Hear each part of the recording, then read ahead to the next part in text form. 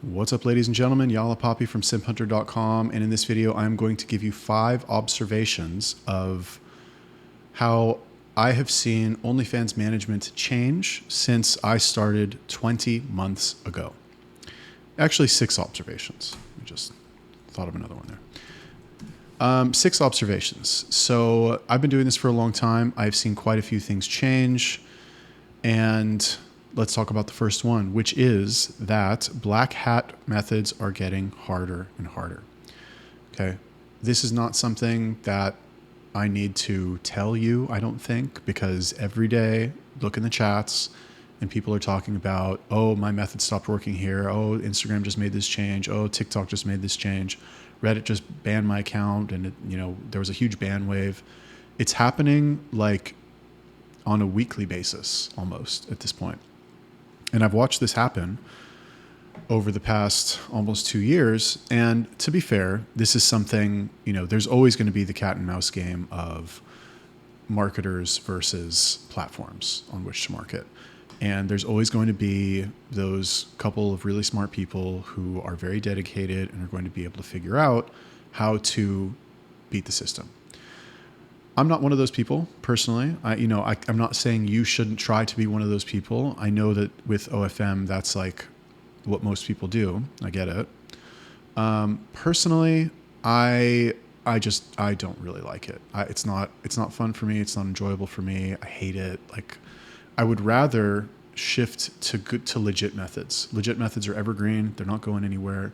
And yes, they may also get harder, but they'll get harder at a much slower rate than the black hat methods, because the black hat methods, you have lots of very smart people who are working against you trying to patch those methods.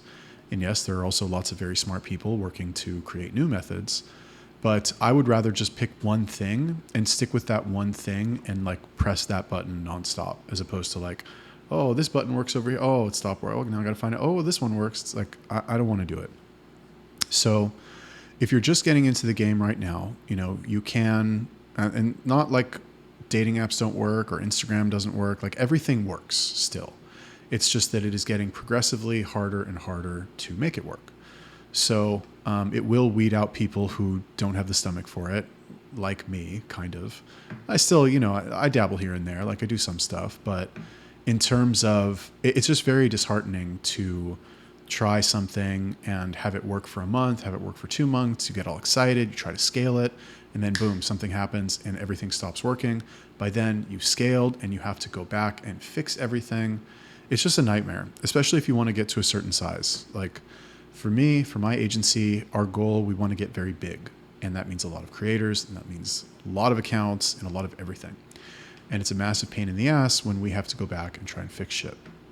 So that's just me. If you were to ask me for my advice, which you did not, but if you were, I would say it would be a very good idea for you to make your agency and your traffic methods and all of your methods as legit as possible, as legit and white hat as possible. And this is not me saying this from some place of like, you got to be a good law-abiding citizen and don't break the rules. That's not why I'm saying this. I'm saying this because that path has much less friction. You go down that path of the white hat marketer, that you're just doing things the way that the platforms want you to do them. So they are going to reward you, and it will naturally, it's much easier to get notoriety. And then you can sprinkle in some black hat stuff here and there to make the results even better.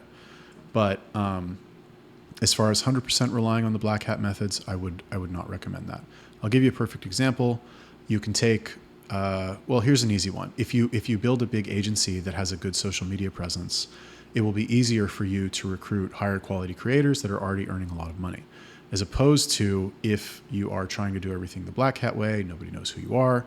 Even if you're really good on all these platforms, it's going to be hard for you to acquire the top talent. It's going to take more of your time to build all the stuff on the back end.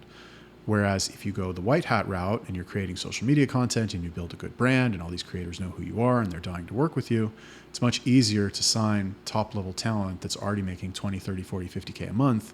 And then all you have to do is just manage it on the back end, assign some chatters. That, obviously will take some work as well. But it's much less headache than like trying to manage this entire mousetrap system of outsmarting all these platforms at once. Just my 2 cents. The second thing that I've learned is that, or that I've noticed, is that some OnlyFans agencies are emerging as what I'm calling, for lack of a better term, super agencies. So over time, what you will notice, I heard this from Alex Hormozy actually, and I think it's very on point. And basically what he said is that the longer you stay in business, the higher the likelihood is that you will succeed. And I don't think if that's actually exactly what he said. I'm kind of paraphrasing there. I think more accurately what he said was, what did he say? It's like the longer, if you stick around for a long time, it'll work. I don't know. I'm messing it up. But basically the point is that if you, the people that win big in business are the ones who have been around for a long time. Like, you're not going to stay around for a long time and stay small. It's just not going to happen. If you want to stay around for a long time, you have to grow, you have to expand, you have to learn more, you have to work on your skill set, you have to bring the right people in. And that is going to kind of force you to grow and force you to get better. And what's going to happen is that your competitors are eventually going to drop off, right? Everybody is going to cap out at a certain point. Lifespan of any business is not infinite, right? But you want to have as good a run as possible. And the longer you are going, the better you're getting. And you have all these competitors who are progressing at their own rate as well. And everybody's going to stop eventually. So your goal should be to just go as long as possible. And eventually you will figure it out. And if you stick around for long enough, people will recognize your name, they'll recognize your brand, and it will be much easier for you to do all this stuff anyway. So the flip side of that is that some agencies are run by very intelligent people who are making all the right moves, and they are slowly growing to dominate everything. You guys, I don't know how, I assume it's legit just because the video that I saw, it looked pretty smart. But TDM, if you guys have heard of TDM, they made a video where it's like how we make $100,000 a day on OnlyFans. And it was from his own inflow account. Now, these are chatters, right? This is a chatting agency. So they're doing 30 million. Is that 30? What? Hold on. $100,000 a day times 30 is, 3 million a month, not 30 million a month. But 3 million a month is pretty good for a chatting agency. And I don't know if that's an agency, but the point is that things like this are growing. The industry is growing, right? Chatting agencies are growing. OnlyFans agencies are growing. And over time, some of them are going to get really big, and hopefully they will proceed to the next step, the third observation, which I think is a shame, but good for me, which is that very few people are going legit and making social media content. I really believe that in the near future, the OFM, like the top agencies are going to outgrow Telegram. And it happens, right? It's pretty much already happened, where you have the top agencies that are just like, there's no reason to stay hidden anymore. And I see this, and I'm very social media minded. I'm very like branding minded. And I'm watching this and I'm thinking, why you're making even $100,000 a month, which the way I say that is like, some of you are probably watching this and you're like, oh my God, I would kill to make $100,000 a month. Even if you're making $10,000 a month, why are you not doing everything you can to like put yourself out there on social media? You should be, because there's no competition right now. Nobody is doing it. Nobody is making social media content. You can count on like 2 hands the amount of people that are making YouTube videos or reels on Instagram. And no offense to any of those people, but nobody has nailed it yet. Nobody has gone viral. Nobody is like doing it in a way where they're a household name. And I think there is a massive opportunity for somebody to come along and step in and be like the OnlyFans management guy. You know what I mean? And it's not happening, but I think the opportunity is there. You make some viral reels, you hire a marketing company to promote them. And like before you know it, you're a household name. Everybody knows who you are. OFM blows up, and then our world changes. So, that's something I would love to do. To be perfectly honest with you, I would love to be that guy. I'm not that guy yet. YouTube channel getting taken down kind of hurt. I'm not really on TikTok or Instagram. I should take my own advice, to be honest with you. But, and I could, but to come from somebody who's doing 10 times better than I am, I think would be like, it would just resonate much more with people. So, fourth observation that I've made is that real world communities like Dubai, Romania, and Miami, well, I guess what's Bucharest in Romania and Miami are popping up. Real world communities of OnlyFans management. And when I say real world communities, what I mean is like people are moving there. I haven't been to Bucharest or Dubai, so I don't know how much interaction these people have with each other. In Miami, there's not much, to be perfectly honest with you. There's quite a few people who live in Miami who do OFM. But everybody's like on their computer all the time anyway by themselves in their fucking house. So there's not a lot of interaction. But, well, I get, and I guess you could say that's the case for any form of make money online. Like it's not, okay, a lot of drop shippers move to Chiang Mai in Thailand. Is there like a drop shipping community that sits around and talks about drop shipping? Probably not. But I think that these places are ripe for something like that to happen. If you guys, if you know who Paul Graham is, who is the founder of Y Combinator, who is Y Combinator is like the #1 startup accelerator in the world. They've, Startup Accelerator is like an incubator where they, teach and connect and do all this stuff to get a startup to scale very quickly. And they've had a ton of huge wins. I can't remember any off the top of my head, but like there's a bunch of very big companies that you've heard of that have gone through Y Combinator. So this guy has like the magic touch. Anyway, the point is that he wrote an article in his blog back in like 2012 where he talks about why all of the great Renaissance painters lived in Florence, or why they all came from Florence.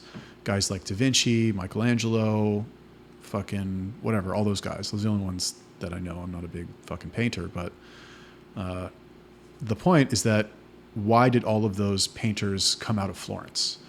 Because you can paint with a canvas and paintbrushes anywhere in the world. You don't need to be in like that city to make it happen. And what he said is that when you have a lot of people who are in the same place that are doing the same thing, it speeds up the growth of everybody. And the point that he was making, and again, this was 2012 when the tech world was different. Silicon Valley was pretty much the tech world, San Francisco. Now you have, places like Austin and Dallas and I don't know, fucking wherever else people go to do startups. But back then he was trying to kind of make the case for why, if you have a startup, if you have a tech company, you should move to San Francisco to go do it. So I think that, these communities, maybe there's not enough people there now. Maybe the OFM community is still like too small. But I think that the larger the industry grows and the more people that move to these places, the more developed the community will get. People will actually leave their house, actually start meeting in person. And that will lead to faster growth overall in these communities. And if you are the type of person where you're very serious about OFM, I would encourage you to move to one of these places. Just my 2 cents. The fifth observation that I have noticed is that most chatters are still really bad. Like, chatting has not improved. And in fact, I think chatting overall has gotten worse over the past 18 months. Now, to be fair, it's possible that, I'm judging from a small sample size, which is the chatters that have passed through my doors. No offense to any of them if they happen to be watching this, and I have worked with some good chatters. But from what I've seen, most chatters are really bad. Most chatters are very unprofessional. Most chatters go for the sale way too soon. And they're just low effort, just trash, honestly. And it's strange because you would think as if you think about marketing, if you think about recruiting, the stuff that when I started in 2022, like nobody knew how to do TikTok. Nobody knew how to like get traffic on TikTok. Now everybody pretty much knows. So the baseline level of knowledge will grow over time. What's the quote? Every generation stands on the shoulders of their fathers or something like that. And it's true. The stuff that nobody knew about is now common knowledge. And in a year from now, the stuff that nobody knows about will be common knowledge again. So that's kind of strange when you think about how bad chatters are these days. It's very hard to find good chatters. I mean, I'm sure it says something bad about me, that like I'm just not good at picking good ones or training them or managing them or something. But it's just not easy, which I think is strange. Okay, so those are the 5 realizations that I've had after 18 months in the OFM game. Tell me what you think about that. Drop me a comment, like the video, subscribe if you have not subscribed already, and I will see you in the next one.